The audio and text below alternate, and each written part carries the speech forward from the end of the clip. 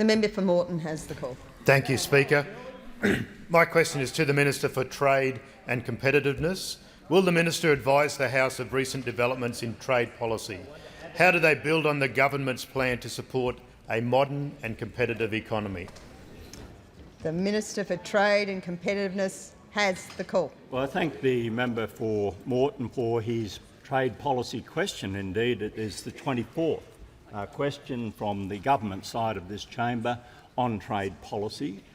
The contrast is that I have, in the 788 days since walking into this chamber as Trade Minister, received not 5, not 4, not 3, not 2, not 1 question from the Deputy Leader of the Opposition and Shadow Trade Minister, but none.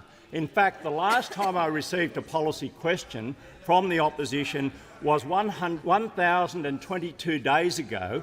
In that time, Captain Cook left England. He went to Tahiti. He sailed past New Zealand. He discovered Botany Bay.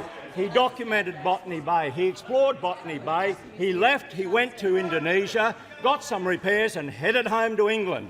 1,022 days. Now, Mr. Speaker, the fact is, in the last week, we have finalised the Malaysia-Australia Free Trade Agreement, which will provide 99% duty-free access for Australian exporters into Malaysia, and that will go through the Parliament tomorrow or the next day.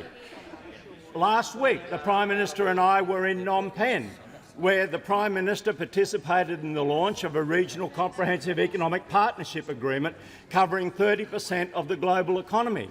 The Prime Minister and I participated in a meeting of the Trans-Pacific Partnership parties, and that was chaired by President Obama. Both of these are pathways to a free trade area for Asia Pacific. While we were in Phnom Penh, we promoted Australia's plan for the future, Australia in the Asian century, offering fantastic career opportunities for young Australians, our plan for Australia.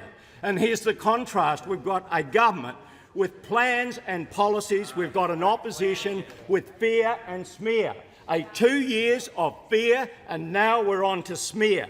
And the reason for that is the Leader of the Opposition is a policy weakling. So much is he a policy weakling that there is essential research out today that shows There is